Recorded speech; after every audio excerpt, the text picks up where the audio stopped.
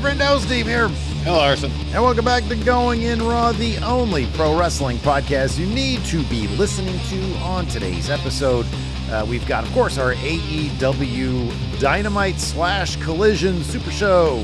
3 hours of AEW Go Home to Full Gear presented by DC. Larson, we have to remember, this pay-per-view is presented to you by DC. This is very special to me because, as you know, I was a DC kid growing up. Yeah. So I'm pretty excited. I expect a lot of DC surprises.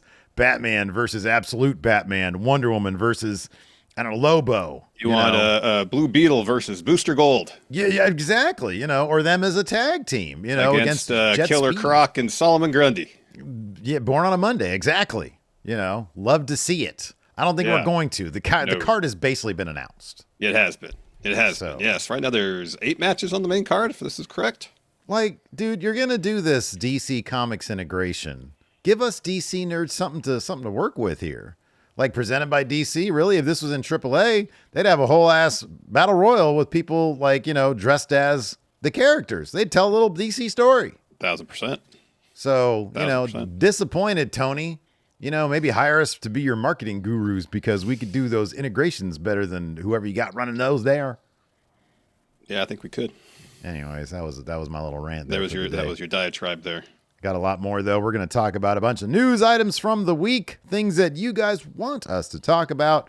But first, oh boy, TKO. Oh boy, trying to wring every last cent they can out of their fans.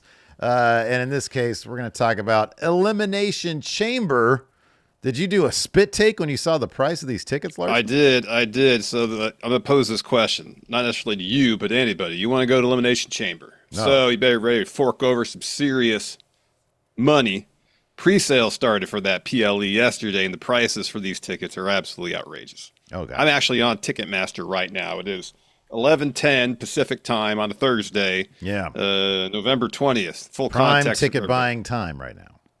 And so the cheapest ticket in the entire building with fees is $167.10. That's way up in the upper deck. Where is it's in Chicago. Oh, it's in Chicago. Right now, the most expensive ticket available on Ticketmaster is right in the corner.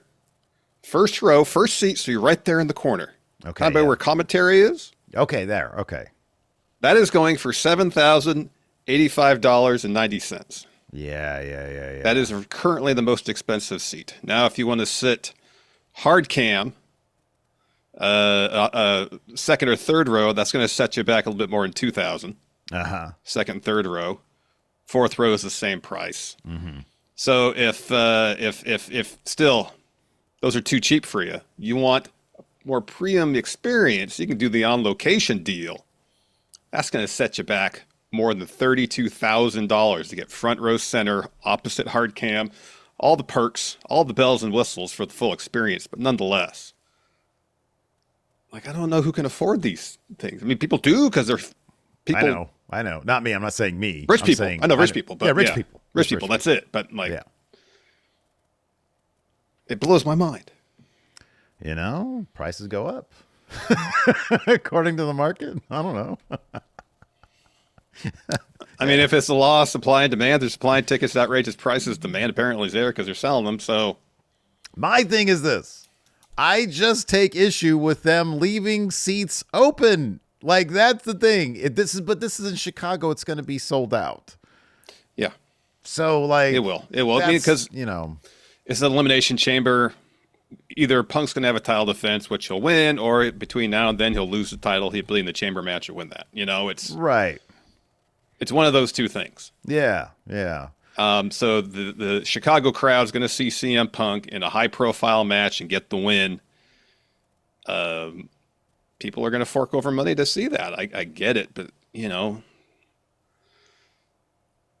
it sucks that to get in the building, you still got to pay $167. Yeah. Those are I would imagine. I've never been to, what is it, United Center? No. Oh, yeah, this is United Center. Yeah. I've never been there before. I would imagine if it's when do you know when the stadium was or the arena was built? Sorry. Oh, it was mid '90s. I want to say it was. Oh, It it was was built during. mid-90s. It was built during the Bulls dynasty. No, nosebleeds might not be terrible then. Like the nosebleeds these days are awful in modern arenas Because it's so steep. It's so terrifying. If you have any height phobia, then kind of me too. I don't like being up there when if the Kings are playing. These days Kings tickets should just drop like a fucking. It's 94 that it opened. Okay, yeah. Maybe that 167 is not a terrible seat. It's also a fairly large venue, even in comparison to other basketball arenas. Sitting there like, the fuck is happening? They got to look at I wonder if they've upgraded their screen for the nosebleeds. That's a good question. Remember when the Maloofs still were running the Kings and we had Arco and they refused to upgrade the nosebleed screen? Because they wanted to keep the scoreboard with the fake fire that came out when it got loud enough. It was like a freaking 70-inch TV up there, or 70-inch screen they had up there. It was horrible. Awful. So for a basketball game, the United Center can accommodate 20,917. Hey, okay, you know what? That's actually, hold on, a good comparison. You're on Ticketmaster right now, right? Yeah. How quickly can you get to like a Chicago Bulls ticket right now? Sure, I can do that. Because I think they're actually playing pretty decent. I think a lot of people they started the season pretty strong. I think a lot of people wrote them off, and they're actually doing pretty good, or they were anyways. Yeah, I don't know about right now, but yeah, they started the season pretty strong. So, I'm curious, comparatively speaking, obviously there's 40 games in Chicago during the season. So right now, in the same section, the cheapest seat to see the Bulls' next game against the Miami Heat, $62. Oh, wow, okay, well. And the most expensive ticket that's currently available, granted this is just currently available, courtside is about $2,500. You can get courtside seats for $2,500? In Chicago, yeah. Holy crap. That's a good deal. That's great. Yeah, $2,500 for right along the out of bounds area, and then the baseline's a little cheaper. It's $2,000 for baseline. Oh wow. Okay, that's cool. So yeah, I mean, obviously it's a bit of the apples and oranges thing. There's going to be another Chicago Bulls game there, probably within, depending on if it's a homestead or a homestand, or if they're going to go on the road. The following day, there's a game against. They Washington. Got a back-to-back. There you go. Yeah, Washington, and then they got a homestand shortly thereafter. They got a game against the Warriors, where tickets are more expensive. So it's not like it's kind of not the same thing, but just kind of interesting for comparison's sake, anyways. You know what, dude? I've said this before. I understand, the market demands, blah blah blah. My main issue is when they leave seats open. If they're still charging these massive tickets because they can and still leave seats available, I think that's tacky as hell. I'm not a fan of that. That being said, if you're selling out the venue, I can understand why you're charging as much as the market would demand. What else are you going to do? Place a lottery system in there so that, they could be cheaper seats. I get it. Everything's more expensive these days and it sucks. Affordability is the number one issue in the country right now. And it blows. I'd love everybody to be thriving. Yeah. But, yeah, it sucks. You think about, even not that long ago, we went to, Payback in San Jose in 2016, and I think we had fourth row seats. I don't remember exactly how much they were, but they were probably a tenth of what they're charging now for them. Yeah. And just the idea that if you want to take your family to a wrestling event, and we've heard anecdotally so many stories about how, kids went to a wrestling event and were inspired at that very moment to pursue that career path, and from WWE's standpoint, yes, short term, I guess financially it makes sense to price gouge their customers because people are willing to pay that much for them, seemingly. But for a long term approach, are they running the risk of losing fans? Yeah. For generations to come because families can't afford to bring the family to these shows. Yeah. Even the cheap seats, you got a family of 4, that's $650 just to get in the building. Doesn't include parking, concessions, merch, any of that. You're talking $800 at the least. That is a ton of money. Yeah, yeah. An absolute ton. And it's a bummer. Yep, certainly is. Certainly is. Anyways, let's talk about this. One of our favorite wrestlers over the years, Adam Cole, It was a topic of discussion recently due to Tony Khan's appearance on the Ariel Helwani show, where Tony and Ariel buried the hatchet. Ariel had said that his initial interview with Tony Khan was like the worst that he ever got. Did you watch any of it? What this latest one? Yeah. I didn't watch the entire thing, but I watched most of it too, and it was. I mean, Tony Khan was at his most diplomatic. Yeah, no big, but I don't. Yeah, but these days, I don't know. It's kind of. It's AEW's on a steady course. I don't know. There is a lot of controversy. Well, I don't think it benefits him to muster up much controversy either. Right. It's not really the center of much controversy. So, but during this appearance, he talked about Adam Cole's wrestling future, and this was the answer that Tony Khan gave. He says that's hard. These, by the way, transcripts came to you from WrestlingNews.co. Not true. These are from me. Oh, okay. Sorry, I saw the link here. Okay, well, that's down for the Alvarez stuff. I transcribed this myself. Okay, well, good job. Pat on the back for Larson. This was my first job out of college, was transcribing interviews. For what show? For a variety of programs. It was for an entertainment news service, so all the junket interviews I'd transcribe. Yeah. Fascinating stuff. So Tony said, that's hard. Adam Cole, I love so much. He's such a great wrestler, but he's also a really good friend. It was very, very hard when I got the phone call the morning of All In Texas that Adam Cole was not feeling well, and he's had injuries, and it's no secret that some of the injuries he's had have been head injuries. It was terrible when Adam Cole had the ankle injury, and when he needed time to recover, you just didn't want to see him in so much pain. But that alone could have been a career-ending injury, and he was out for over a year. He came back from that and was wrestling at such a high level, and I was really excited about what Adam Cole had done in 2025 to work his way into a top position and become the TNT champion. It was a great comeback story. I'm just glad he was able to tell us that he didn't feel good about wrestling anymore. I think it would have to be the right situation for Adam to wrestle again. I think it's possible that we'd keep Adam as part of the family, but I want to get to where he feels good about traveling, doing things every week again. I've been open with him that when he's ready, there's always a role in AEW for him. He's been a commentator at times. He's been one of the hosts of the shows. He's a great talent. He could be involved in a lot of things, and if he ever wanted to wrestle again and it was the right situation and everyone could wrap their heads around it, so to speak, I think it could make a lot of sense. If anything involving head injuries or serious injuries, I always want to evaluate it. He says, does this make sense, and is there an opportunity to do this safely so there's a good outcome for everybody? So before he even said word one, there was a heavy sigh from Tony Khan. Mm-hmm, yeah. And if you want to parse this, especially, I don't feel good about wrestling, or Adam Cole saying he didn't feel good about wrestling anymore. I mean, it doesn't sound great for his prospects necessarily in the future. You don't want to mess with the brain. No. We've seen some real serious bad outcomes. Yeah. People with significant repeated brain injuries. Yeah.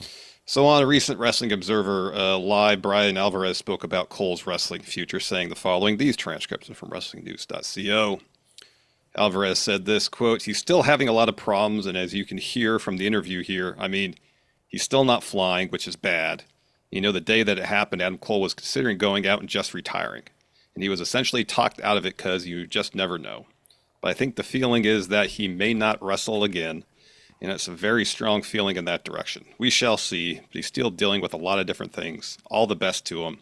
What's most important is the brain in his head. Wrestling is wrestling. My guess he's probably done, even though it has not been made official, but we'll wait and see.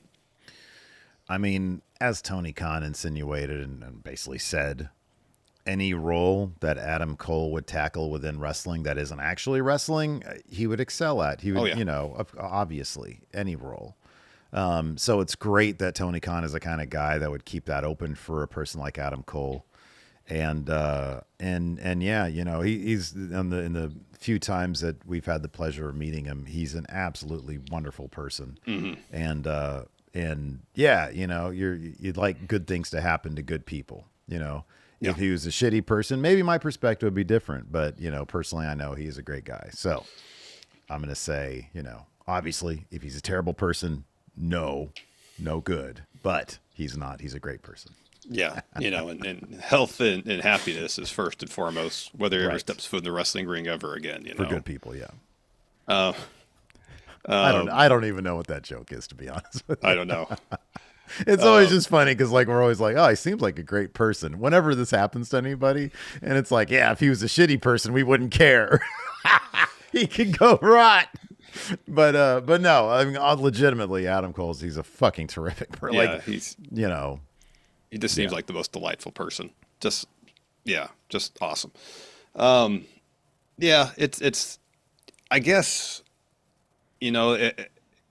given he's an AEW, he has the benefit of being able to talk to Bryan Danielson about this. Mm-hmm, yeah. Danielson had to retire years ago because of concussion issues and was able to make it back into the ring. And that's not to say that it's a certainty that Adam Cole would be able to do the same, but at least be able to have those conversations with Bryan Danielson, how to deal with maybe your career coming to an end suddenly. I mean, I that's a great resource to have at your disposal. Yeah. To try to either find a way to work back to getting into the ring, or while you're doing that, maybe making peace with the fact that maybe your career's done. Yeah. That's incredibly tough to have a guy, in his mid-30s, still in his peak, due to some injuries, being told you can't do this anymore. That sucks. Yeah. I mean, that's one of the things, you and I have joked about, wrestlers getting started at like 14 over in Europe, or like the luchador scene, like wrestlers get started. Adam Cole, in like you said, he's, I think, mid-late 30s now. He wrestled for a long time. Yeah. And so, when you wrestle that much for such a long time and you do it in a way that, he is one of those guys who, to quote the phrase, he leaves it all out there in the ring. There's same with Danielson. There's going to be some risks that come with that. I think sometimes it's just a fluke. Sometimes, and so yeah, it's a bummer to see that to him, because he was, 2019, he was our wrestler of the year. I think for a lot of people, he was wrestler of the year. Oh yeah, just a terrific wrestler and a terrific guy. So, hopefully, he's able to find happiness in life in whatever he wants to do. Agreed. Yeah. So, yeah. Anyways, we do have a sponsor for the show this week, so we're going to talk about them, Larson. Let's do it. This episode of Going In Raw is sponsored by Cash App, Steve. Yes. Why do debit cards have to be so dang boring?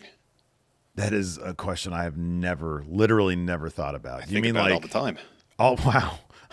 You mean like, okay, let me get a grasp on this. Do you mean like aesthetically, like what they look like? I mean, that's part of it, like it'd be cool to have like a custom debit card with maybe like a picture of my dog on it, because my dog's pretty cool. That'd be great.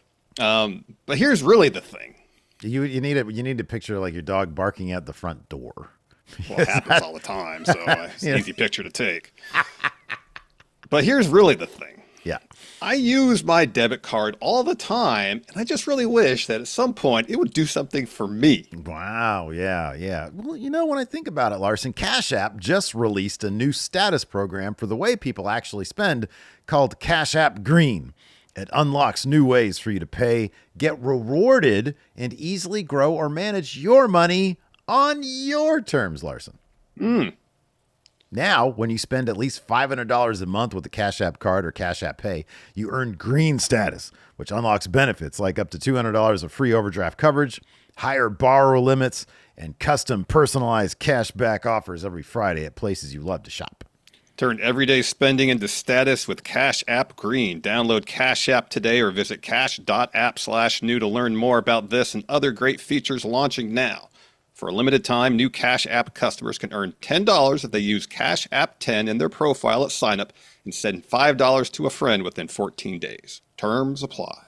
Cash App is a financial services platform, not a bank. Banking services provided by Cash App's bank partners. Prepaid debit cards issued by Sutton Bank, member FDIC. Cash App Green, overdraft coverage, borrow, cashback offers, and promotions provided by Cash App, a Block Inc. brand. Visit cash.app/legal/podcast for full disclosures. All right, man, now it's time of the show. It's time of the week. When we asked the friendos, we handed it over to them. We're like, hey, friendos, do our job for us. What do you want to talk about? What do you want to talk about? First up here from Ian Jackson is Tony Khan's interview with Ariel Helwani. He spoke to him like about an hour, maybe more. It was wide-ranging, extensive. Yeah. They talked about why certain people left AEW, like Miro, the deal with Andrade, CM Punk's situation, Yeah, they delved into a lot. And, I don't know if this was a direct response given how Ariel felt about his previous talk with Tony. But Tony, pretty much from the very beginning, for the vast duration of this interview, was trying to be as transparent as he possibly could. There's a few situations like Andrade's contract situation, Chris Jericho's contract situation, where he's like, I can't really talk about that, which is understandable. Well, I mean, in the case of Andrade, I think legally there could be some tampering issues considered if he talked about it at all. So, yeah, that probably wouldn't be good for him. No. So the instances where he wasn't maybe... See, and he wasn't ever evasive. He just pretty much said, I appreciate you asking me that, but I really can't discuss it. You know, and those, it was all situations like, yeah, that makes sense. I get it. Yeah. He wasn't being obtuse for the sake of ever, it was pretty forthright. Yeah. No, he was asked, for example, he was asked also about like releasing the CM Punk footage. And he was like, well, he was sort of diplomatic about that, but it basically was like, that thing is going to be debated for a long time in terms of should we have done it or not. He says, it did a good rating for us, but before Punk, during Punk and after Punk, AEW has been fine. And so that was kind of an interesting, I thought that was a good question to ask and an interesting answer. He didn't say firmly, oh yeah, this is great. I have no regrets about that. He just said, I kind of wonder how he feels about it in retrospect, like really, like deep down. But he's not going to say, "Yeah, I feel like an asshole for doing that," or "No, fuck that guy." I feel great about airing dirty laundry. I don't know. Yeah, I don't know either. So it was kind of as honest as I think he's willing to be on the air. Yeah. Nobody's going to straight up. But he was very, when he asked him about the picture of all the former AEW stars now with WWE championships. And he was like, reminded me of, I think it was 2020, a picture that Mox and Cody took after whatever pay-per-view they had just done, Double or Nothing, I think it was.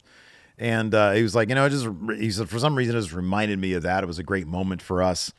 And he said, I've got different relationships with each of the people in the photo. It was Jade, Cody, Punk, and Ricky Saints. Mm-hmm. And he said, I've got different relationships with each person in the photo. And, we're doing great. And they're not wrestling for AEW anymore. And that's fine. So, but he didn't have anything negative to say about it. And he wasn't, you could tell sometimes with Tony with his interviews, he could be a bit on the passive aggressive side, or he can be a bit on the, he's being kind of shitty, but in a way that doesn't seem shitty, but you can read between the lines. Yeah. And he really didn't. He seemed like he's fine. He got nothing left to prove, really. He's got a fucking $180 million a year contract for TV. He's profitable now. Yeah. So, people who have any criticism about, you're not really running a business, they can suck an egg because he's running a profitable business at this point. An incredibly profitable business. And another thing he mentioned is even at just 6.5 years, he spent more time than most people ever have successfully booking a wrestling show on national television. I thought his answer regarding Killer Cross was interesting because he talks about having to, accommodate Darby Allin's schedule to do an indie match with Cross, and said, we went from the New York Comic Con, we were there. Darby went right to the show. I didn't have time to join him. I haven't talked to Cross in years because Ariel Helwani is like, Cross in AEW seems like a slam dunk. Why hasn't that happened? And Tony Khan just says, just haven't talked to him. And he didn't dismiss the idea. He said he enjoys his work. He says maybe that'll happen at some point in the future, but he was just like, maybe if I'd been able to go to that show, I could have had that talk with him. It just didn't happen, unfortunately. He says sometimes you're so, you got tunnel vision about what you're doing that sometimes stuff from the outside doesn't kind of penetrate that bubble. That is it's a really good answer. I do kind of wonder, given his previous comments, or the previous reporting, I should say, about, him being a bit more reluctant to just snap up anybody that comes from WWE. And Cross isn't just somebody. Cross had it was a very controversial finish with WWE in terms of there was a fan base that really wanted to see him. And, he's an absolute whiz at his own social media promotions. Yeah. And so it's not just another dude, but I kind of wonder if maybe the philosophy isn't going to be, I'm not going to sign anybody from there. It's, I'm going to let there be a little cooling off period, just so that this doesn't really seem like, oh, he's poaching everybody. And then it just gives more people ammunition. Yeah. If they're doing fine, there's no reason to bring on that type of criticism. Unless it's like, a premium live event main event guy. If it's like Seth Rollins or something, yeah. Obviously. Drew McIntyre's a free agent. You sign him right away. Right, exactly. But a guy like Cross, hey, let him do his thing, and then when he's done his thing for a little bit, have him build back up that brand on the outside. Yeah. Then maybe bring him in. So it wouldn't shock me if we saw him in there. Oh yeah, it wouldn't shock me either. No, it wouldn't shock me either. He did talk about Miro and just said, you can read between the lines of what he said. It was essentially they had creative differences. They had different opinions on things. They couldn't come to an agreement, and that was that. He was like, I wanted both shoulders to be down on the mat, and he only wanted like one. He would only agree to put both shoulders down for about 2.5 seconds. Right. After that, one of them had to come up. Right, exactly, yeah. So, but yeah, while he couldn't really directly address Andrade's contract situation, he said, he's always had a good relationship with him. Even when Andrade left previously, it was on good terms. Mm-hmm. That was a situation where someone left WWE and Tony Khan seemed very eager to bring him back in this instance. And, Ariel asked him, did Andrade misrepresent his contract situation? Tony Khan, understandably, is like, I'm not getting into it. Mm-hmm. But he did say when Andrade is free to return that they'll have him back. Yeah. That's cool. Good for Andrade fans. Yep. Warren Porter. I wanted to say Warren Reporter, but he's not a reporter. It's just Warren Porter. That's how I actually read this at first too. Yeah, right. Says Stevie Richards saying Logan Paul is better than everyone in AEW. So I will be honest with you. I saw this one and I thought to myself, am I required to watch or read a Stevie Richards quote here? Because I really don't feel like doing that. No disrespect to Stevie Richards. I've just seen enough stuff with him where I'm like, man, I don't know about this. It just seems so clickbaity and rage baity, and it just doesn't, I don't think it adds to anything. So it's the same opinion I have about, there's nobody backstage at AEW for Kyle Fletcher to talk to when Bryan Danielson's there. I know, when Jerry Lynn's back there. Yeah. Like, I don't have a response to that. It's, man, we've been accused in the past of, oh, you guys just doing this for the views. It's our job to get views. That's our thing.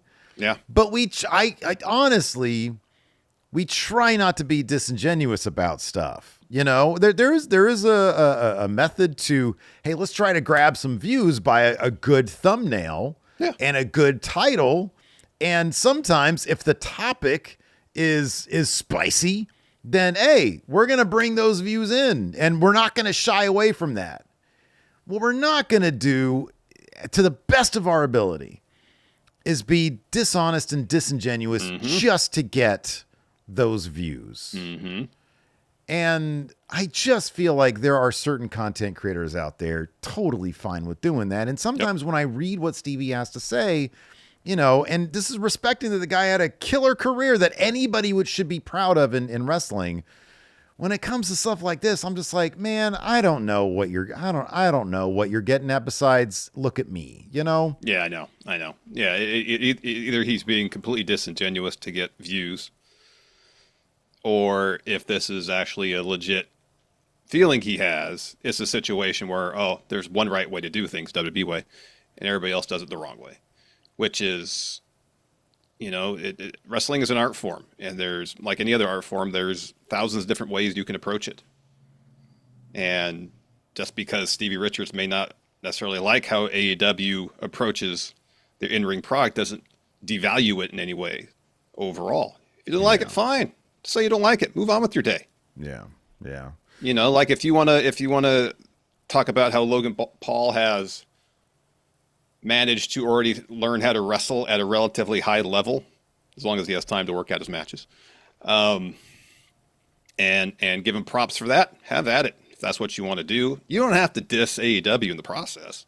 Yeah, I don't even know what the guy said, so I'm not. I see these little headlines, and I'm like, all right, man. I don't have it. I just don't have much of an interest in like engaging in that. But hey, Same. you know, if he wants people to say his name on their shows, then I guess we've done that. So yeah, the mission accomplished. I guess so. Sleemo here says WWE's poor reception to Gigi Dolan's claim about NXT talent starting pay at $30,000. So I think Brian Alvarez talked about this on one of Wrestling Observer's podcasts this week, and say it made it sound like he didn't know exactly where the $30,000 figure came from per se, because I guess starting NXT pay is about $75,000. Mm-hmm, yeah, and whereas the ID talent get like a lot less. Like a lot less than $30,000 is how I took what he said. They get some money to spoof up their presentation. Yeah, a bit, pretty much. You know, to what is going on up there? By the way, I'm just curious. There's a bug on my wall right Okay, there. All right. I'm trying to ascertain what it is because it keeps moving. It was right there. Gypsy used to do that. Whenever I'd land, I'd be like, "Hey, what are you doing over there?" She'd just look up, and I'd be like, "What's up there?" I'm like, "Oh, you're just trying to deflect." She's smarter than me. Yeah. Anyways, so like I get it if they feel like what they're paying talent's being misrepresented. You know, I guess I understand why they'd bristle at that. Yeah. Yeah, I'd be like, what? We're not paying $30,000. So I'm kind of curious where she gets that figure from. Yeah. Callum Kelly here says Chad Gable. Like, are the Evolve kids making $30,000? Oh, that could be, because Alvarez didn't say anything about the Evolve talent. I mean, they're wrestling in front of like 5 people. Yeah. You know, so maybe LFG, maybe you get a $30,000 maybe deal to be on that. I mean, there are many tiers, but I don't know. I don't know either. Callum Kelly here says Chad Gable is working towards making his return to WWE and is expected to be at the Performance Center this week, according to PW Insider. I wonder where he's going to fit into things now. Oh, dude, obviously the El Grande right Americano. There. Yeah, no, the Americano stuff. Yeah. But like what Kaiser and now Dunn and Tyler Bate have done with it is so far. Why are you giving them? Come on, man. Rio and Bravo. You know, it's so far removed from what he was doing with it at this juncture that I don't know. It's going to be interesting to see how they work him back into that if that's what they end up doing. I think it'll be wildly entertaining. I think it'll be hilarious because it is very different from what they did. Brother, you got to get rid of that. It was just right there, and now it's all the way over there. How did it move so fast? I need your eyes. You got to focus, man. You got to focus. I want to keep my eyes on it so I could capture it and release it to the wild once we're done. Once we're done, yes. It's gonna be. I think it's gonna be super entertaining. You know, I think it's gonna be super. Because here's the thing, I don't think he can go back to just doing what he was doing when all is said and done. And I don't know how this is gonna play out. But Kaiser is so damn good at doing what he's doing. And Gable playing off that, I think will be so much fun. I can't wait to see it. Mm-hmm. Yep. Next up here, we have Joker Smiley. Joker Smiley says, JC Jane winning the NXT Women's Championship again. Didn't Tatum Paxley just win that like 2 weeks ago? Yeah, I think it was like 20 days or something she had it. And then, yeah, dude, I don't know. I don't watch NXT, but I went to the WWE because I saw this. And it's because the culling turned on her. They turned on Tatum? Yeah. Why? I figured that, like, look, I haven't watched it, so I shouldn't speak on it. But I would figure that, like, they would turn on her trying to get the title off her and into the hands of the girl that's in the calling. Fuck, what's her name? Oh, Izzy Dame? Thank you. Yeah, Izzy Dame. Yeah. Yeah. I would have thought they would have done that. That would have made some measure of sense. Yeah, I could have seen that. You know, she's giving a title opportunity out. That was sort of her story for that brief period of time she was champion. She was giving a title shot to everybody. And the culling took issue with that. And so I guess at this deadline or I think Gold Rush. It was Gold Rush. Gold Rush, yeah. She dropped it to JC because the culling turned on her. And it's like, why wouldn't you have just waited and been like, hey, bud, where's my title shot? And then she may probably give one to you. And then you have the two dudes in the culling you know, try to get that title off her and into the hands of Izzy Dane, and then you beat her down and be like, and then you have it where she's chasing Izzy Dane now. Mm-hmm. That made more sense, I guess. But hey, I'm not the book. I'm not there. I'm just some idiot with a friend who's obsessed with a bug. That's all I am. I'm not obsessed. I'm just trying. Oh, now it's over there. It's obsession at this point, dude. This is obsession. Larson's obsession. It's a bug on the roof. He looks like a goof. It's his obsession. It's moving. Bug obsession. Last one here what from kind of bug is it? I don't know. I can't tell. It's not a flying one because it hasn't taken flight yet. But it's on your roof? No, it's on my wall near my roof now. Arachnid, perhaps. No, it's not a spider. I don't know. All right. Mr. J here says Bob Caudle's passing. You know, dude, he was 95, so you can't be like, oh, this is a fucking long time. It was like 20 years past expectancy. That's awesome. I remember him from my days watching Mid-Atlantic, which was like a couple of years ago when I used to do Twitch streams. Yeah, not in the 1970s or anything like that. No. Right. I was not aware of him back then because I wasn't watching. You weren't alive even then. in the mid-70s.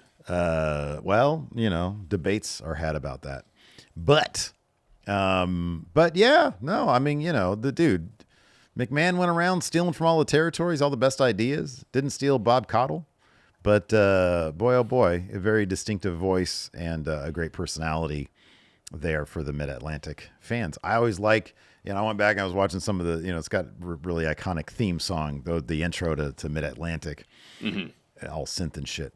And in the intro, they always show the states that are in the make Mid-Atlantic. Up the Mid-Atlantic region, right? And the Carolinas and Virginia. And I absolutely love that. Yeah, it's pretty cool. It's like, hey, because this is where it's airing. Yeah. And it's like, hey, I got to take it. It's just my state right there. That's cool. It is cool. I wish they'd do more of that. Of course, it would require regional territories, which. Well, that's the thing. It's like, there's not just like, a YouTube in California. No. It's not regional anymore, man. No. But it'd be cool. It would be cool. All right, let's talk about Dynamite Collision Super Show. We got 3 hours of AEW last night. As your final sell for Full Gear, were you more or less convinced? I know we're going to watch the show anyways, but as someone who doesn't cover wrestling for a living, would you be more or less convinced to watch the show based on these 3 hours you saw last night? If I didn't cover wrestling, it would be far more likely that I would not watch Dynamite at all, but watch every pay-per-view. That's probably what I would do. Yeah. I do enjoy AEW. I just plunk down on my couch on a Wednesday night. I turn it on and I'm entertained. I'm not gonna say thoroughly entertained, but I'm entertained because I know this 20-minute match is gonna happen. I can walk out of the room, come back, and the match is still gonna be going on. I'm not gonna miss that much. And that's just Dynamite. This go home did not scream to me, boy, you gotta watch this. Except for the fact that it's presented by DC, because I love DC Comics. You do. But, beyond that, yeah, I'd watch the pay-per-view anyways because, well, even if I didn't cover it, because the pay-per-views are always really, really good. They are. You get your money's worth, too. That's another thing Tony Khan talked about in the Helwani interview about how he feels like he needs to give fans their money's worth, which is what we suspected anyways. But yeah, dude, I have no... I do not think... Nothing about this convinced me that Joe is going to beat Hangman. I never thought that was going to happen. No, I'm not even sure why this match is even happening, honestly. Hangman's win was fairly convincing. It took three. I mean, it was 3 buckshots. Now, I want to say it was 3 consecutive buckshots. And I think the idea was, Hangman had to do that to keep Joe down. No, it just felt pretty decisive. All right, I'm hit you with 3 and then you're done. And he was done. This is definitely, I mean, it's sort of like WWE-ish territory in which there isn't a character on the show that I am not interested in. At this point, I love all these characters in AEW. I really do. The stories are a whole lot of nothing, Yeah. And to a degree, WWE is kind of accomplishing the same thing, just with more razzle-dazzle. Well, I love these characters. Most of the characters in WWE, I'm into. You know, I pop when I see them. But like the stories are kind of a whole lot of nothing right now. That's sort of across wrestling. You know? Really is. It really is. So it's like I'm waiting for in WWE. I am waiting for it's like, oh, what plot twists are we going to get? Because they usually do those pretty well. In AEW, it's oh man, these matches are going to be pretty good. It's going to be some good matches.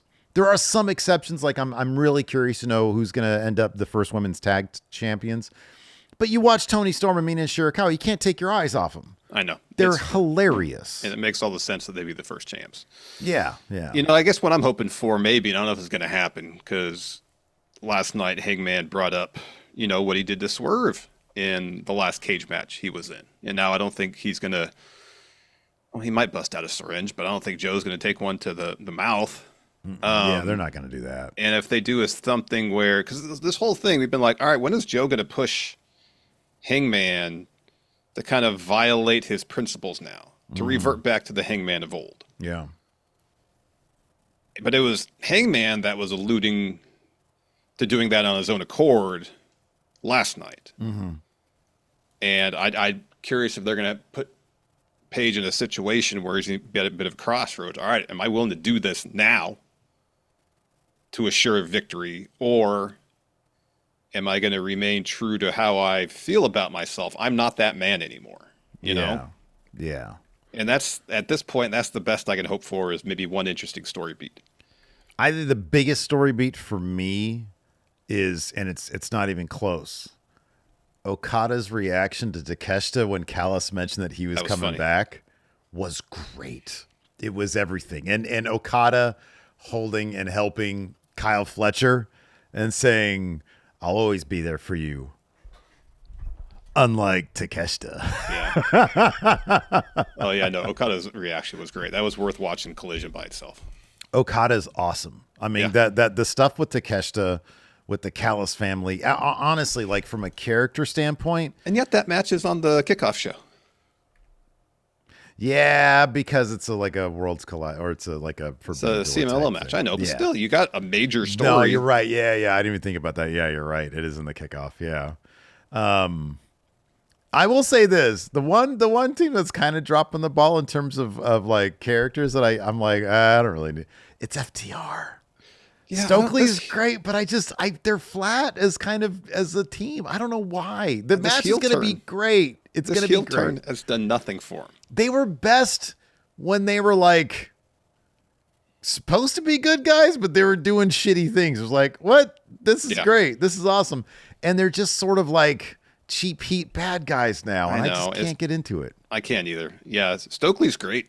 Yeah, he is great. He's always got great one-liners. That's why. And I don't know why, but both in WWE and now in AEW, I've never felt like he's been put in the right situation to really fully showcase what he can do.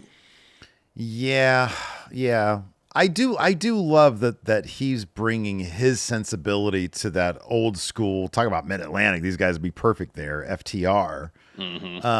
It is, but yeah, you're right. It doesn't necessarily take fullest advantage of what he brings to the equation, but I like it because I like him. Yeah.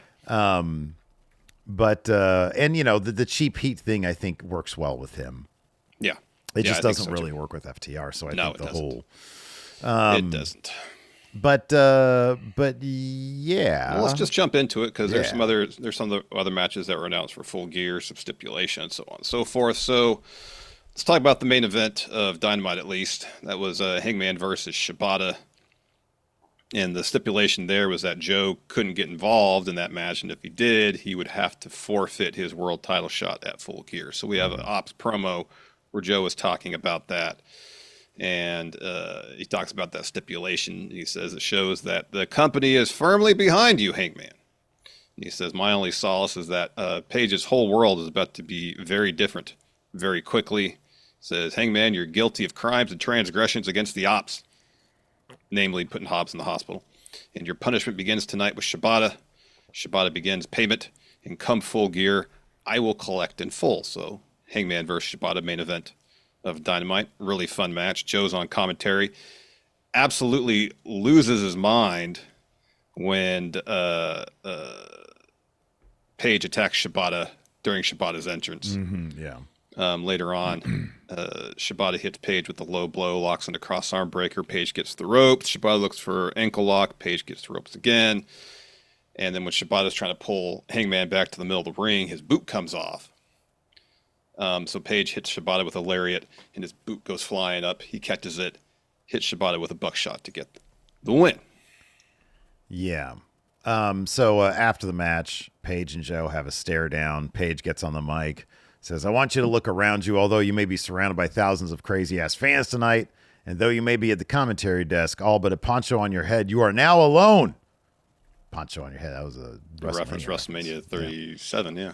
He says, "When you walk into a steel cage with me at full gear, I want you to remember that you don't have Hobbs because I sent him to the hospital.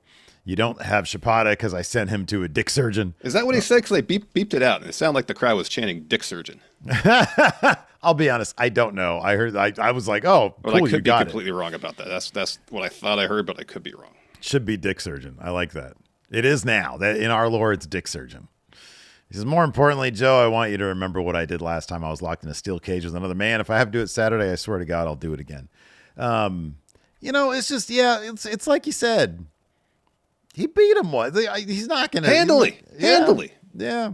Here's my other thing, too, is later on in the episode, we had what should be Pac's audition reel for an actual acting gig in Hollywood. Mm-hmm. That fucking thing was filmed so nicely. Yeah. And he was so good. The performance was great. And it made me think, stop doing your standard broadcast camera promos, because you have this with Joe and Shibata.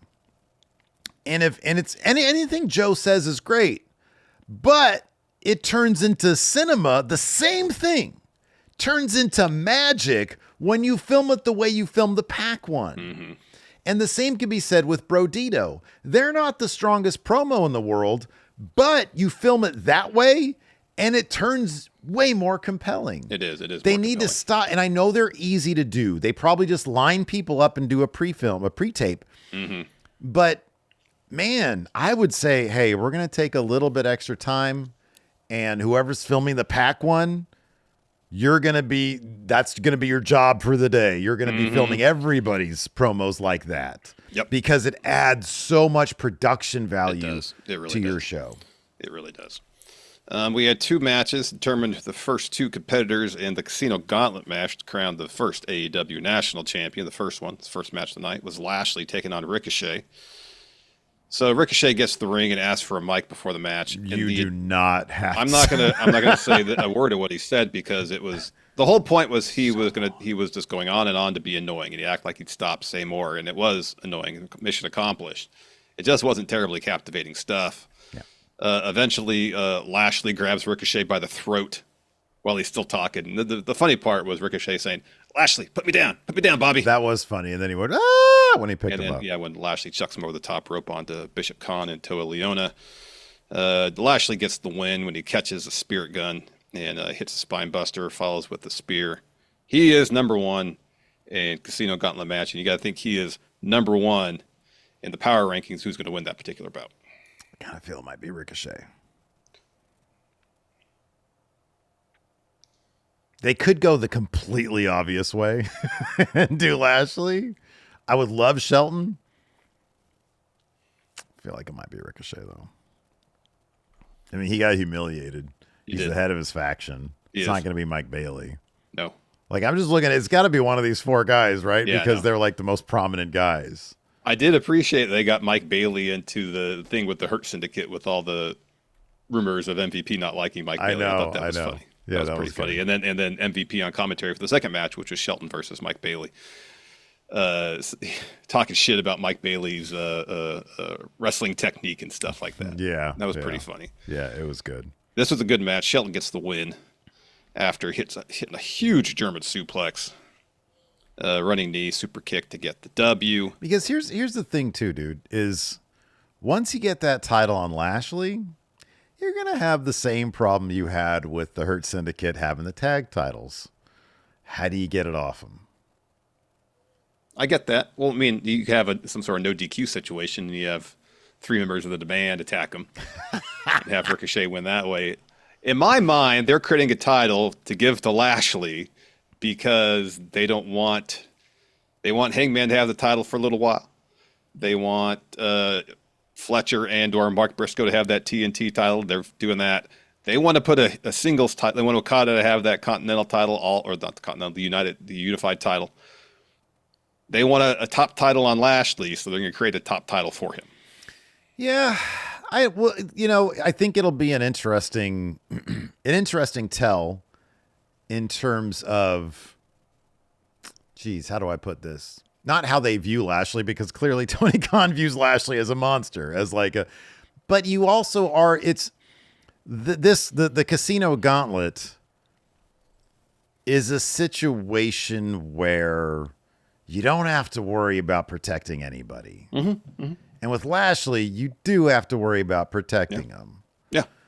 And so I just don't know how compelling it is to have the title on him when there's a lot of other things you could do with the Hurt Syndicate as a unit and keep them strong and protected without any worry about titles. Who's got the trios titles right now? Is it still the Ops? It's the Ops, right? Yeah, it's the Ops. I mean, that's an avenue they could possibly explore. They did do a thing with the Hurt Syndicate. Yeah. I'm just saying now that the Ops are like pure bad guys. Yeah. You dive back into that, maybe. I don't know. So it's going to be interesting to see how they view that. Ricochet, I think Ricochet probably would stand to benefit more. The Hurt Syndicate already have title runs in their past, and Ricochet in AEW anyways hasn't won any gold yet. No. I don't think. No. Yeah. No. So I don't know. We'll see where I go on that one. Before we continue on with the show, I want to point this out.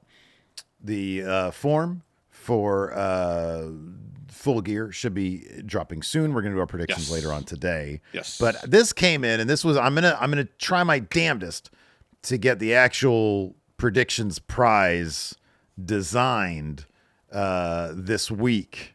But we got in the predictions prize for October that I'm gonna send to the winner of the October predictions challenge. What was the name of the person who won predictions challenge in October? Oh gosh, I had it up a second ago. I've been communicating with it. Is it J2? No, I thought that was the previous one. Hold on, direct messages. Phantom Driver. That's right. How can I forget? JX2 was last year, or September. Yeah. So this is what we did. Because we were such a huge fan of the Halloween Havoc monster, of course, the guy who was on the set, I whipped up a piece of art featuring that person. I'm gonna go. You're not gonna be aware of this. I'm bummed out you didn't use my picture of that guy. I know. So I wanted to, but it was too good. I might actually put that on merch that we could sell, to everybody. I'm gonna go full screen on me, so you're not gonna see Larson for a second. So here's the thing right here. There's the actual thing, right there. It says Friendo Club Predictions Champion. And then I also had it put on a hat. Look at that. Look at that guy right there. And then I also had it put on a basketball jersey. So that's generally what you get these days. You get a hat, you get a jersey, and you get a shirt for winning predictions. Hey, that jersey looks sharp. Yeah, it looks amazing. It would look even better if it was my picture. Hey, you know what? Maybe for Christmas, dude. Maybe for Christmas I'll make that for you. All right. I'll put your image on that. Very well. So that is the quality that you get for winning the predictions challenge. Yeah. So that was the October one. Now we're in November. So I'm going to whip up something real good for you guys for November.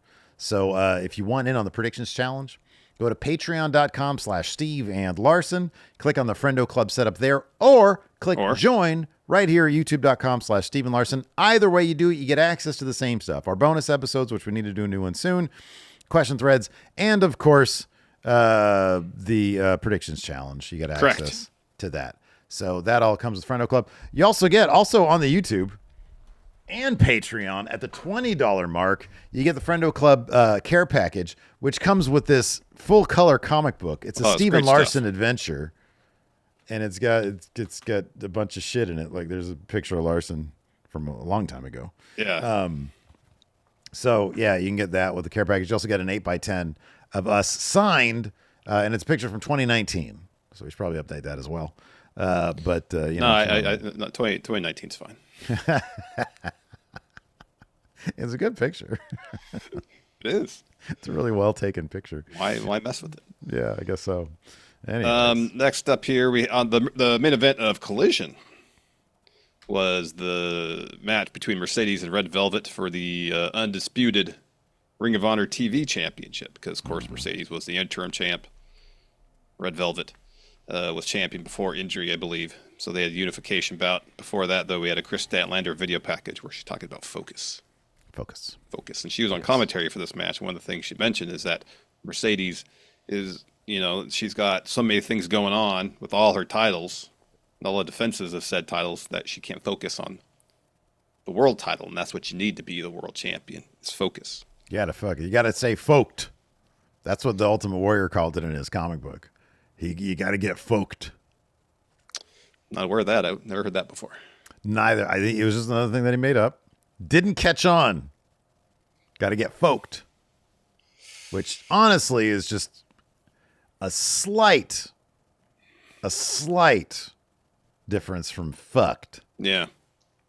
Yeah, it is. So Mercedes gets the win. I've never seen this before. A lung blower off the top rope. Yeah, that was cool. That was neat. So Mercedes stands on the commentary table with TBS, Ring of Honor titles. She's celebrating.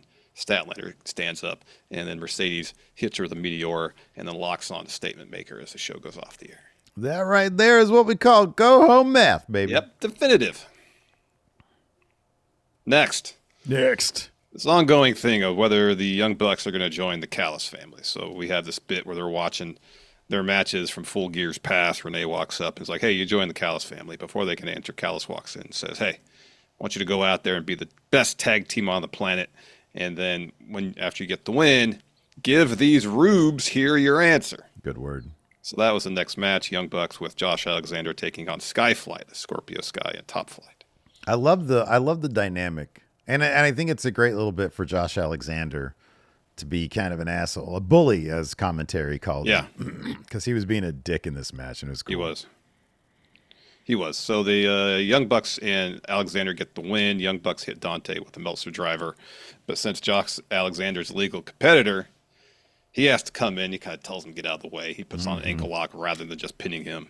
So Dante taps. So Callis, who was on commentary, gets up right as Christopher Daniels is helping Dante out of the ring. So Callis gets the ring, weighs out Mark Davis and Rocky Romero to join them, and he says, what a great victory for the Young Bucks and Josh Alexander, and now the world is watching for you, Matt and Nick, to make the official announcement that you're joining the Callis family. So the crowd starts to boo and stuff, and he says, I know this is a huge moment for you guys. You're a bit nervous, I understand. May I remind you that since you've been associated with us, the money's been rolling in. You've had the great entrances, the pyro, the limos. It's in your best interest to join the family, so now announce it for these people. So still the Young Bucks, they hem and haw. So Callis then turns threatening. Says, look, I just remind you that AEW can be a very dangerous place. The two of you walking around AEW without a family, bad things can happen. I hate to see what happened to Kenny Omega happen to you. And the Young Bucks turn to Don like, what the fuck are you talking about? The fuck? When Kenny's music hits, he makes his way out with a chair. Rocky Romero tries to intercept him. He eats the chair. Same with Mark Davis. He eats the chair too. So Kenny slides in the ring, throws hands with Alexander, and then the Young Bucks pull him off. So Josh hits Kenny with a chop block and then puts on an ankle lock. So Callis gets back in the ring and says, Josh, let go. I got something better in mind. He says, rather than just say you're joining, I want to show me that you're joining. Hit Kenny with one of these things. He pantomimes. He starts, do BT trigger. Do the BT trigger. Yeah, he starts doing that. One of these things. One of these things. One of these things. And so the Young Bucks circled Kenny. They grab him by the wrists before they can hit him or not. Jurassic Express music hits. So Jack Perry runs down with a snow shovel and Luchasaurus with the vacuum. Yeah. As weapons. Yeah. So Callis family take their leave. So later on, we got a promo from Kenny and Jurassic Express backstage, and Kenny says, that money, they say that money can't buy friendship, but the Young Bucks have proven that wrong. And he says, Alexander, the moment you broke Ibushi's leg, the moment you hurt Michael Nakazawa, that's when things became personal. No amount of money is going to save you from what we're going to do to you. Dawn before Monday, on Saturday, get a good night's rest and count that money. And then he does his catchphrase. Yeah. Pretty much all confidence points on Kenny and Jurassic Express. Oh yeah, because the Young Bucks they're going to turn on Alexander. They are. It's probably going to be pretty good too. This is, the Young Bucks have had a killer 2025 in my eyes. They've from a character perspective, it's been great for them. Yeah, they've been wildly entertaining. Callis is hilarious, man. Do one of these things. Do one of these things. Yeah, that's pretty funny. He starts doing this. He starts doing the thing, yeah. Yeah, it's pretty funny. So we got our last two first-round matches from the women's tag tournament. Before that, though, we have an interview with Harley and Willow. They talk about facing Julia Hart and Sky Blue. They talk about blood and guts, and Willow says, I made Sky Blue bleed in that match, but she was still smiling, so I guess I didn't hit her hard enough. She says, but after our second round match, I'm going to be the one smiling. And then Harley says they're going to go on to become the first tag champs. We had Tony and Mina take on Alex Windsor and Riho.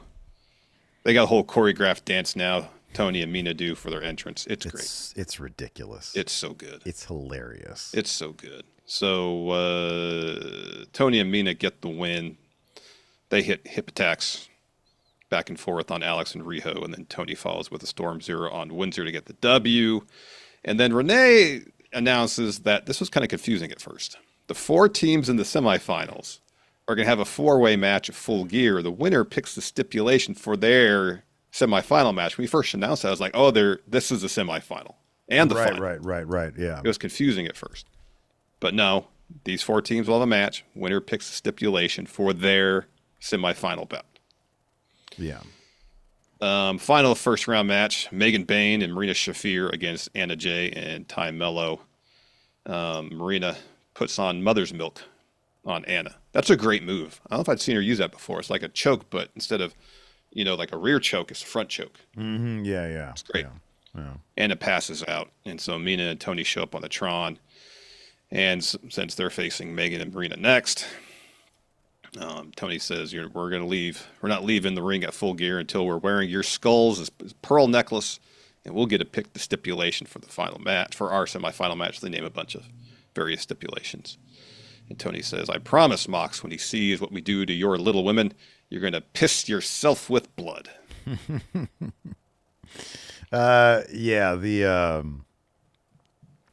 The match when Tony and Mina were, I could not pay attention to commentary because as they're leaving, going up the ramp, they're like miming a bunch of instruments, and I don't know why, it was the funniest fucking thing. At one point, Mina was miming a flute.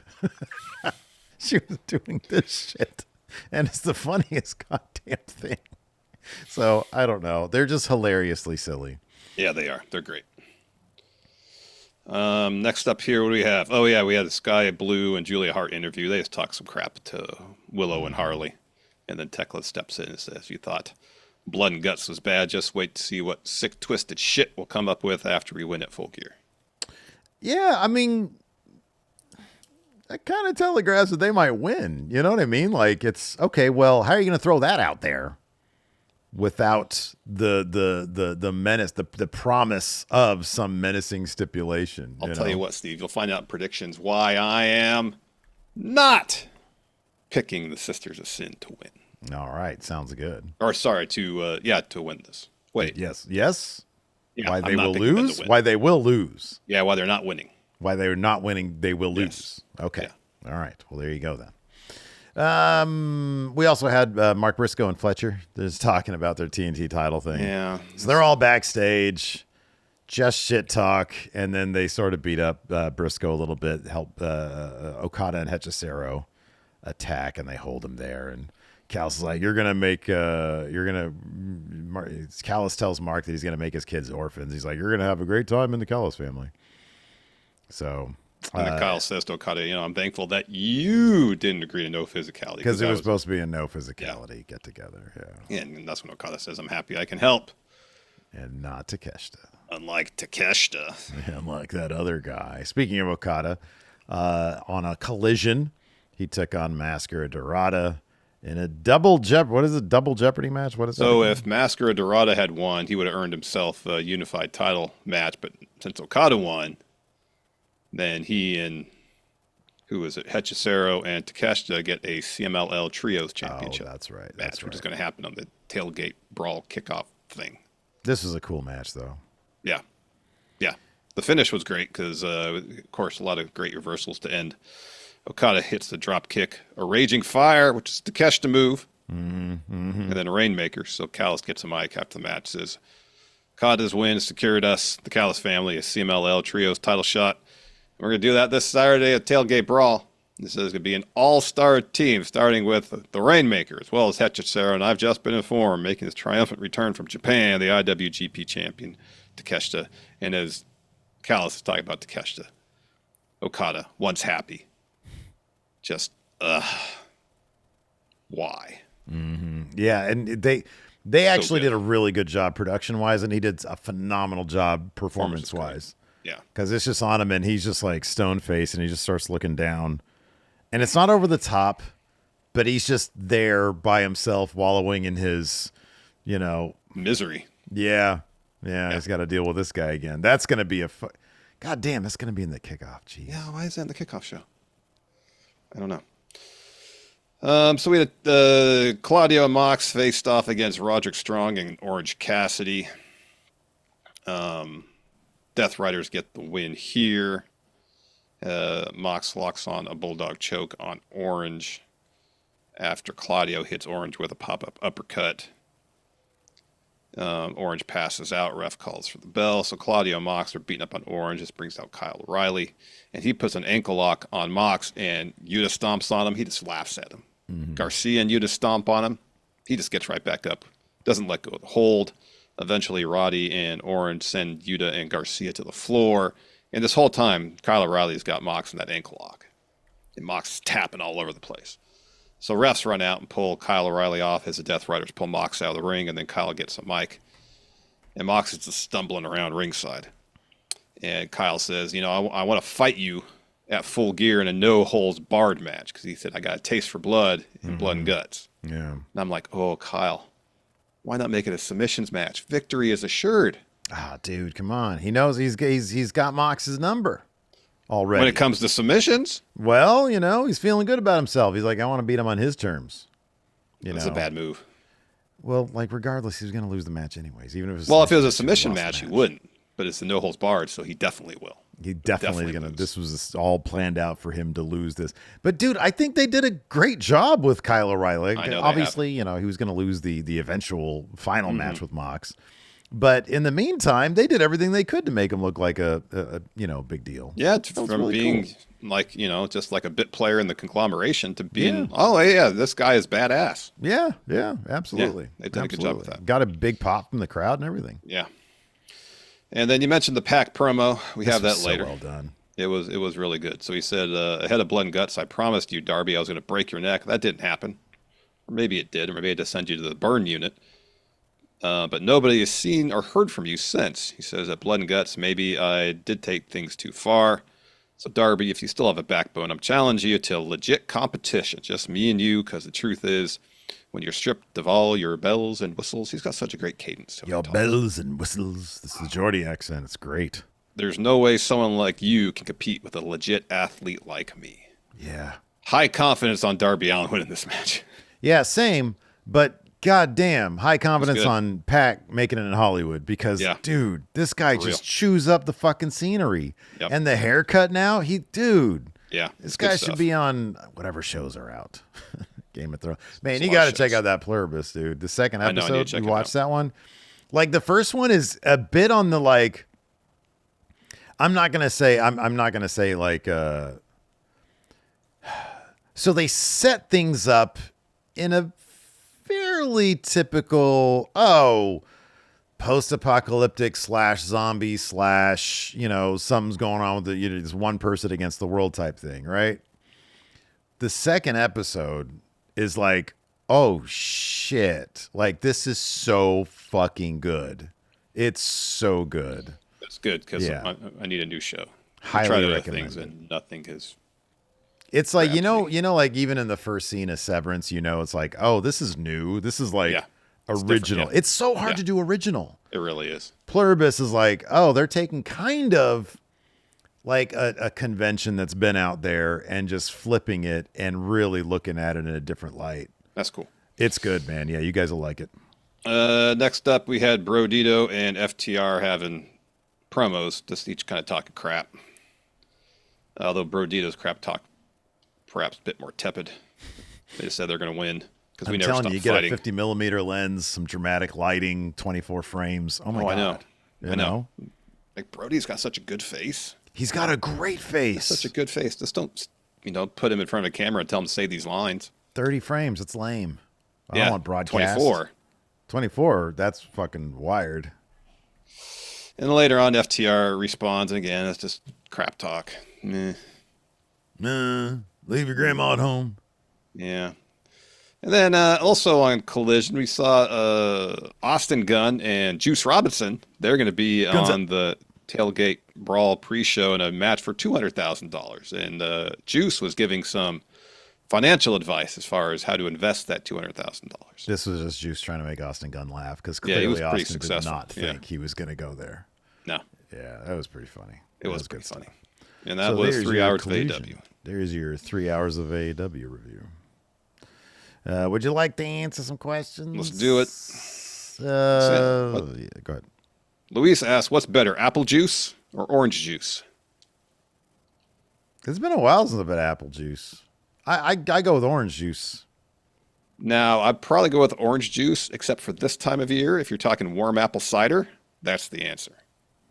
Well, that's not the question, though, is it? I know. Didn't but say what is cider apple cider but juice. apple juice with some spices and shit in it? Spices and shit. Let's see here. Creamy Beef Tip says, with NWA not letting AEW use Shockwave. Well, that's not how I took it, but Tony says, oh, that was your thing? Then I'm not going to use it. What is the best and worst show title alternatives? So how about this? So AEW wants to do a show on Fox. Because that was the rumors for Shockwave. Yeah, right. They're not going to do Shockwave because that's an NWA thing. So Tony Khan wants to come up with another title for it, but it's got to be a name of a Transformer. Oh, yeah. So what is it? Okay. Oh, how about this? AEW Grimlock. Yeah, that's a great name. And it sounds like a submission hope. Mm-hmm. Yeah, it's like they gave CM Punk Collision. They give Kyle O'Reilly Grimlock. Yeah, there we go. Yeah, that's good. Yeah. Gee whiz, man. I'm trying to think of like other Transformer names. I mean, Starscream. That'd be a good one. Wow. Boy, that was a character. You got that right. Let's see here. Angel Zeros. If WWE were to do a Secret Invasion / Body Snatchers storyline. Boy, that hasn't been done in pro wrestling. That'd be cool. Like a Pod People storyline? Mm-hmm. Who do you think has already been replaced? And who's the one being paranoid about everyone else? CM Punk has been replaced by some boring dude. Yeah. Happy you agree with me. Nah, I was just joking. Nah, you're in agreement. You know I'm right. I think it's hilarious. I think he's great. I think it's very compelling. Whenever he says, I do this for you people, I think that's the most interesting. Oh, you're like, oh, I feel that. Yeah. I watch WWE for you, Phil. Yeah, right. Yeah. You reciprocate those feelings. Pac has been replaced by prime Robert De Niro. Okay, that's good. Yeah. Yeah, I think CM Punk's the answer because, he's... He's been replaced by Bob from accounting. He is but a shell of what he used to be in terms of character work right now. Let's see. Let's see. Oh, this is a great one. Let's blind power rank, Steve. Are you ready? I'd like to say I'm always ready, but I do have to bring something up in order for me to do You're this. You're not the Zack Ryder of the show, huh? Do they tell you how many there are? Yes, 5. Okay, good. And you're going to blind power rank these 5 Boogie Nights performances. Was there a bad one? Well, let's see. First name on this list, Don Cheadle. Buck Swope. Great. Highest possible fidelity. We still use that term. We do. There was the scene in the donut shop that was incredibly harrowing. Mm-hmm. I'm assuming Thomas Jane is going to be on this list, though.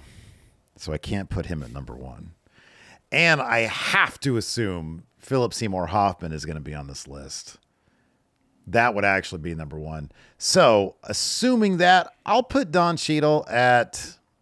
I love him, but I don't think he went too far. I don't think he stretched too far. He was just reliable. I'll put him at number 4. I think there's a bunch of other performances that were a little beefier. All right. Next up, Jack Horner himself, Burt Reynolds. So it's funny because I don't know what's performance and what's him actually kind of being defeated, because the lore is he wasn't into that movie. He was like, I think he felt, boy, I've fallen off. I'd rather be doing another Smokey and the Bandit.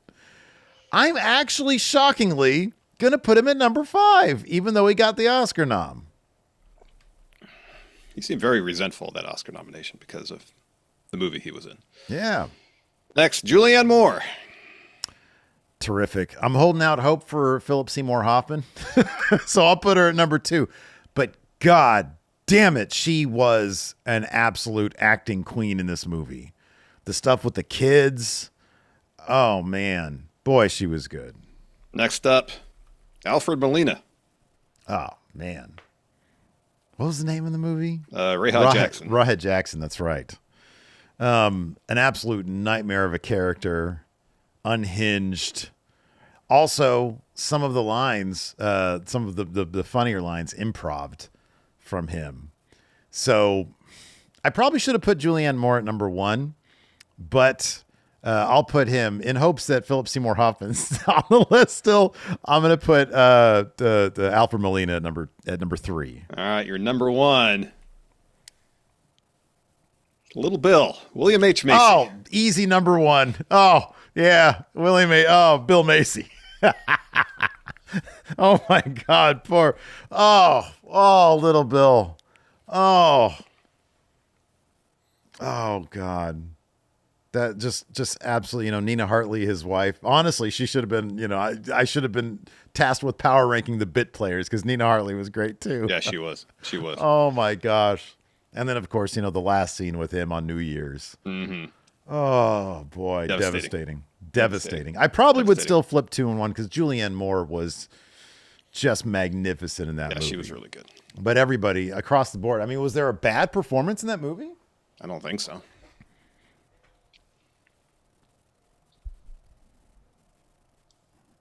I don't think there was a bad performance in that movie, man. Mm-mm. Boy, that was a good one. All right. Would you like to power rank, Larson? Sure. Let me get some paper here. Joe the Meme Maker points out there's 6. Also, and I don't know about this qualifier here, because you're going to power rank pasta dishes, but he says, please imagine you can eat cheese again. I don't think that's... Again?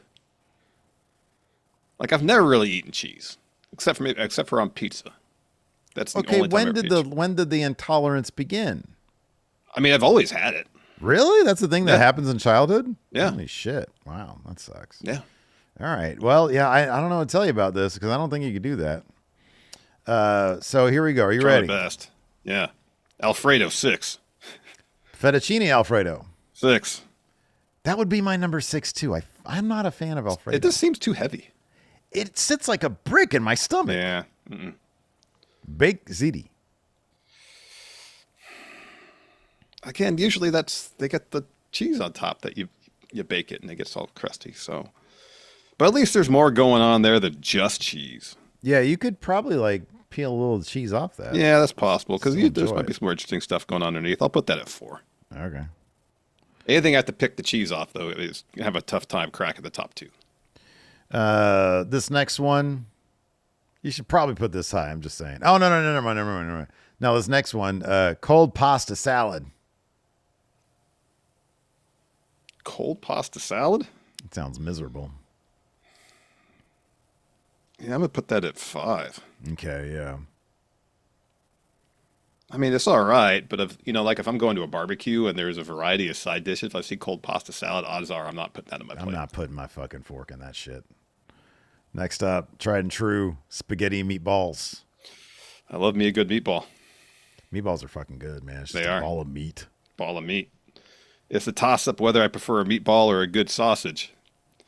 So I'll put the spaghetti and meatballs top of the list, numero uno. Probably good idea. Yeah. What spots do you have left? 2 and 3. All right. Next up, lasagna. So I take back my earlier comment. I used to eat lasagna because the ricotta cheese is for whatever reason wasn't as rough on my insides as other types. You can eat ricotta? Ricotta's so good. I love ricotta. I could. Oh, I can't anymore, but I could before my lactose intolerance got really bad. Dang it. I'm not going to put lasagna 2 because I had a bad experience with lasagna where I was visiting family. We had lasagna and then I got a stomach bug. Oh, that man. night. So I've been iffy on lasagna ever since, but I'll put it at 3. Yeah, dude. All right. Well, next up, maybe this can be on behalf of your kids because I think they like this. Mac and cheese. Yeah, my kids love mac and cheese. So mac and cheese is bomb ass. So even it's the a fake, classic. like the fake Kraft shit, the powder stuff, that doesn't sit well with you?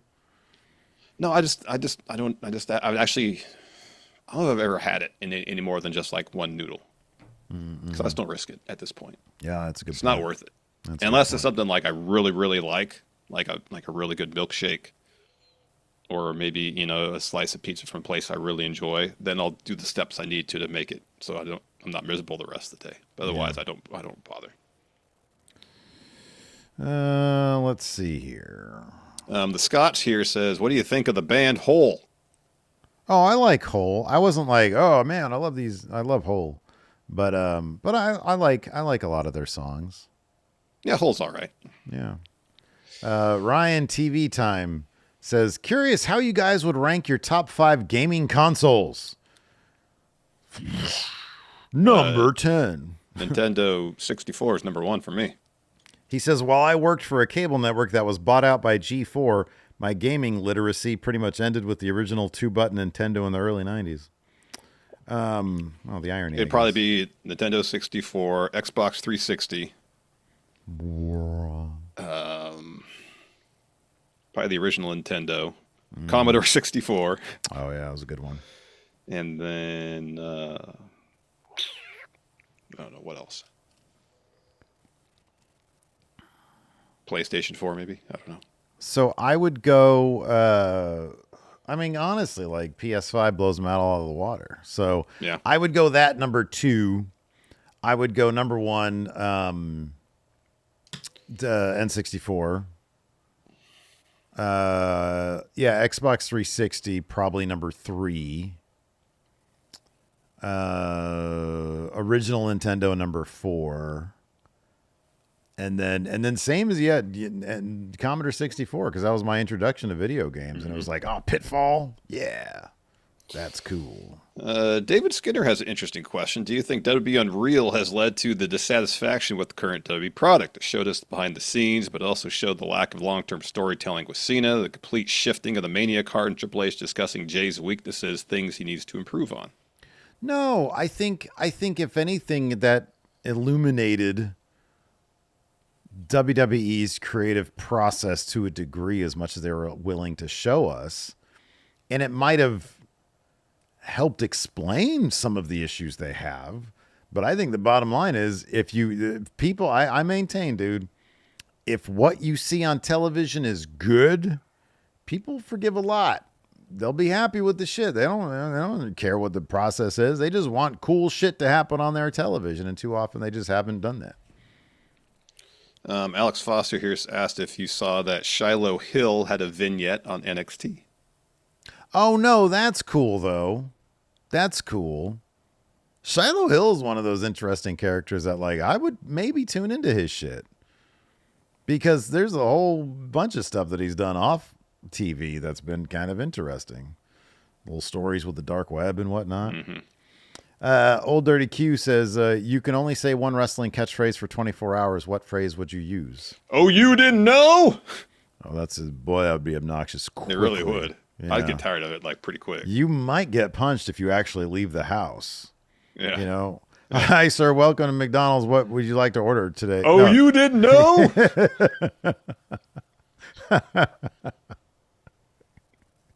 You know, you go to Chili's. Table for 3. Oh, you didn't know? The kid's asking what's for dinner.